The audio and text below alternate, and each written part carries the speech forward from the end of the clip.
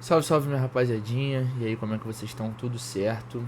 Vamos para mais um pós-jogo, uma análise mais opinião aí, se eu não me engano é o 24, análise mais opinião, episódio 24, Vasco e Bragantino, jogo no Nabi Abichedi de ontem, tô gravando esse vídeo aqui às 9h30 da quinta-feira, um pouco atrasado, mas não quero estar tão próximo do próximo jogo, então eu vou gravar hoje e ver se posto o vídeo amanhã de manhã, tá certo, rapaziada?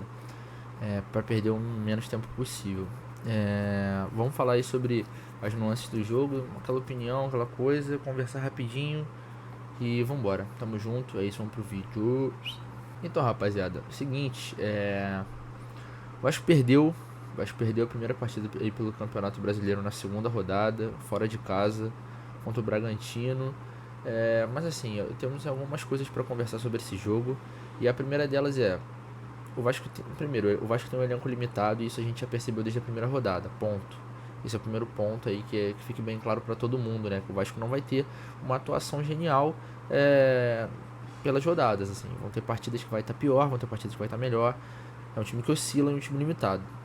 Mas assim, parando para analisar, eu acho que uma coisa a gente pode entrar em consenso. O Vasco não merecia perder a partida de ontem. De nenhuma forma. O Bragantino não criou o suficiente para fazer gol. O primeiro a gente pode até conversar que realmente o início da partida o Bragantino conseguiu comandar as ações e o Bragantino conseguiu comandar as ações ali nos primeiros 15, 20 minutos e isso gerou um perigo, mas do jeito que foi o lance é muito complicado, né? Foi mais uma falha individual do que qualquer outra coisa. E logo depois o Vasco tomou a rédea da partida, assim, daquele momento até o meio do segundo tempo, só deu Vasco. E assim, eu acho que eu acho que o resultado mais justo desse jogo seria um empate. Tá certo? O Vasco entrou ali basicamente no 4-1-4-1, aquela coisa que vem fazendo desde a temporada passada, bem encaixadinha. Demorou para encaixar a defesa nos primeiros minutos, por isso que o Bragantino teve tanta superioridade com a bola nos primeiros 20. Mas logo depois conseguiu encaixar a formação, conseguiu trabalhar um pouco mais a bola ali com Esforza, com Galdames, explorando lógico as laterais, mas a bola passando um pouco mais pelos nossos interiores. E assim, o Vasco fez uma partida onde poderia de repente até ter virado o jogo, sabe? Poderia ter feito 2 ou mais gols. Mas assim, acabou não se concretizando. O Vasco foi muito punido, acho que punido de uma forma excessiva até. Ainda mais pela forma que foi o segundo gol, um gol de cruzamento, assim, uma coisa bem. A bola desviou, encobriu o goleiro, uma coisa bem cruel. Deu a vitória pro Bragantino ali, já eram uns 32 minutos, eu acho, se eu não me engano. 32 para mais, 34. E assim, acabou punindo bastante a equipe teve mais dificuldade para criar depois. O Bragantino começou a fazer uma linha alta porque o Caixinha começou a colocar muito jogador rápido, muito ponta. E eles começaram a botar uma intensidade que já o jogo do Vasco já não estava conseguindo desenvolver. E assim, o Cocão não conseguiu repetir a ótima partida que ele teve contra o Grêmio. Não acho que tenha feito uma partida tão ruim, mas aquele cartão amarelo cedo condicionou a partida dele para não ser tão boa. Eu gostei da partida do Esforza, fez um bom primeiro tempo de primeiro volante, mas quando o Ramon botou ele de interior e puxou o Zé Gabriel para primeiro volante, eu achei que ele ficou um pouco mais apagado. A partida do Zé Gabriel, eu odiei, eu achei horrível a partida do Zé Gabriel, com todo respeito ao jogador, mas assim, eu achei que ele errou tudo que ele tentou, praticamente tudo que ele tentou. A partida do Galdames eu achei um pouquinho mais discreta, assim, não apareceu tanto quanto eu acho que ele deveria ter aparecido. Cara, mais uma boa partida do David, vencendo bem útil. Movimentações muito inteligentes. É um jogador que já conhece muito bem os caminhos, né, cara? Um jogador que, óbvio, ele não é um primor técnico, não é o melhor jogador da posição, mas ele é um cara que ajuda bastante, cara, pela experiência que ele tem em clubes de Série A. Passou por muito clube que jogou muita competição durante os anos, competições internacionais. Então, assim, querendo ou não, ele sabe onde ele está pisando. Então, assim, um jogo contra o Bragantino não deve ser um jogo que vai virar uma pressão gigante em cima do clube. Ele sabe disso. Mas tem jogador que nunca jogou e vai sentir essa pressão, entendeu? Então, acho que ele é uma peça importante. Eu acho que o Verratti fez uma boa partida, apesar de ter perdido muito gol. Acho que no primeiro jogo ele foi mais apagado, mas ele conseguiu atrair mais a defesa do Grêmio. No primeiro jogo ele atraiu bastante a atenção dos defensores do Grêmio, dando bastante espaço pelas laterais. Só que dessa vez os zagueiros do Bragantino não tinham tanta...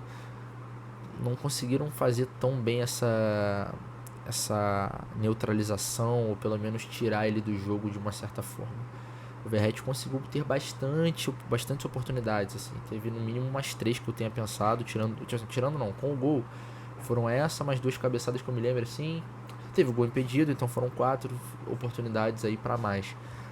Então, assim, eu acho que o Verratti fez uma boa partida, por mais que tenha perdido uns gols que você não vê ele perder.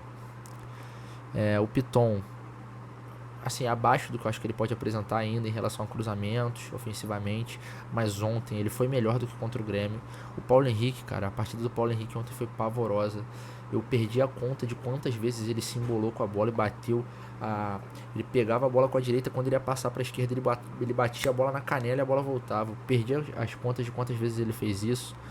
A partida do Léo Jardim foi péssima, péssima. Não foi uma partida de um bom goleiro, de um dos melhores goleiros da Série A, como a gente estava pintando ele ano passado, até no jogo passado, por exemplo. Não foi uma boa partida. Rebateu a bola na frente do jogador do Bragantino, assim, tipo, um erro crasso, um erro muito bobo.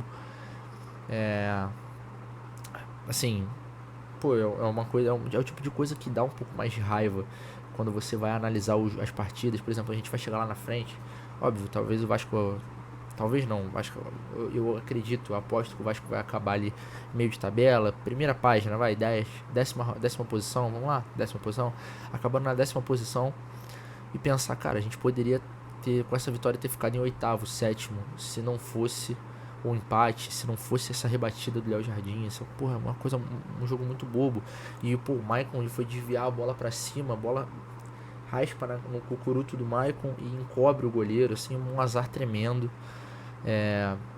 De um time limitado. Então, assim, pune o dobro. Parece que a punição é dobrada. Então, mas assim, no geral, o Vasco não fez uma má partida. Mais uma vez, o Vasco não fez uma má partida e provou para todos nós que a tônica do ano passado foi muito, muito específica, e que esse time do Vasco hoje, ele pode não estar bem, ele pode não estar com a sorte, mas ele vai vender os pontos muito caro, principalmente jogando fora de casa. O Bragantino estava jogando em casa, gente. E eu tô com um sentimento de que a gente poderia ter saído com a vitória. É frustrante, entendeu? Não é aquele sentimento de, putz, a gente tava jogando lá, né, também tá tudo bem. Não é esse o sentimento que ficou pra mim, pelo menos. Foi um sentimento de a gente poderia ter feito mais e o Vasco mereceu mais. Tá certo? Então, assim, é isso. Sábado tem jogo, assim, eu quero fazer um vídeo mais rápido também. Eu não acho que tenha muita coisa pra falar sobre o jogo em si. E também não quero ficar, por exemplo, teve a declaração do Ramon, que foi extremamente infeliz, ele errou bastante, todo mundo sabe disso. Ninguém acha que ele esteja certo, acredito eu. Eu espero acreditar. E assim, ele já se desculpou, o clube já emitiu uma nota. Tem que aprender com os erros, bola pra frente, seguimos, nada demais, ninguém é criança. Então, vamos para próximo jogo contra o Fluminense, no Maracanã, mando do Fluminense, é um jogo importante. O Fluminense não ganha clássico, se eu não me engano, há 13 jogos, ou 14. Ganhamos do Fluminense ano passado, tá certo? Precisamos ganhar esse jogo. Precisamos ganhar, não quero taxar isso, não quero taxar como precisar ou não precisar, mas eu acho que seria maravilhoso se a gente ganhasse do Fluminense, porque a gente vai pegar uma sequência de 2 jogos no Rio, e ganhar esses 2 jogos daria uma tranquilidade grande pra gente, por exemplo, ir pra Arena da Baixada contra o Atlético Paranaense, que é um jogo que a gente tem uma extrema dificuldade há anos e anos e anos, tá certo? Então, assim, acredito que o time do Fluminense seja um time que não tá num momento tão bacana. O Diniz está numa confusão de ideias, tem usado bastante o volante como zagueiro, tem usado bastante o Martinelli, que é um cara muito baixo, e o Manuel na zaga. Pelo menos no jogo contra o Bahia foi assim. É uma zaga de estatura baixa e não é o ideal na bola aérea. O Samuel Xavier também não é um jogador alto, extremamente alto. Diego Barbosa e Marcelo. O Marcelo eu sei que não é um exímio cabeceador, então assim, ele não vai ajudar muito na bola aérea se jogar. E se jogar o Diego Barbosa também acredito que não vai ajudar tanto. Então assim, é o tipo de jogo que a gente tem que gostar, que é jogar pelas laterais, explorar as laterais, Piton, Paulo Henrique, as dobradinhas, Rossi, seja lá o que for, e cruzar bastante bola na área, cara. Essa é a minha opinião. Acho que a gente tem que cruzar bastante bola na área, tá certo? Porque o Fluminense é uma equipe que vem com complicações na formação, tá certo? E só pra finalizar, acabei esquecendo, desculpa. Eu queria também destacar a partida do Léo Pelé, cara. Achei mais uma partida muito segura do Léo. Ele é um cara que ele realmente tem um problema de marcação. Acho que ele marca bem fofo, digamos assim. Mas eu acho que ele começou o ano bem. Espero que continue assim. O Maicon fez uma partida correta, tirando o azar que aconteceu. E o João Vitor, que antes saiu, também vinha fazendo uma boa partida, na minha opinião. Acredito que o João Vitor vinha fazendo uma boa partida porque ele é um cara também muito dinâmico, muito veloz. E ele dá uma dinâmica, além de ser um bom zagueiro, ele dá uma dinâmica pro ataque interessantíssima, tá certo? Acredito que eu tenha falado de todo mundo ou faltou o Rossi?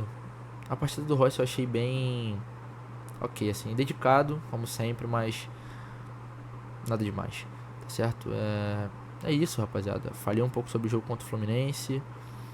Acredito que a gente vai entrar com praticamente a mesma escalação que a gente entrou no jogo contra o Bragantino. O Cocão tem que tomar cuidado, muito cuidado, com mais um amarelo. Se eu não me engano, ele tomou amarelo contra o Grêmio, tomou amarelo ontem. Então, assim, o próximo amarelo já fica suspenso para a quarta rodada, o que é bem complicado. Apesar que o Hugo Moura já chegou, foi apresentado hoje, oficialmente. Talvez a gente jogue sem João Vitor por causa de uma torção no joelho, se eu não me engano, uma lesão ali complicada, que ele ficou com a mão no joelho, mas ele conseguiu dar prosseguimento à partida, então talvez não seja nada tão sério. O Medel continua no Chile, então provavelmente eu apostaria na mesma escalação da última da rodada contra o Bragantino, tá certo, rapaziada? Enfim, vai dar tudo certo, tamo junto, se inscreve no canal, deixa o like, vamos debater um pouquinho aí, joga nos comentários tua opinião. É isso, rapaziada, até sábado, até domingo, até o pós-jogo contra o Flu, tamo junto.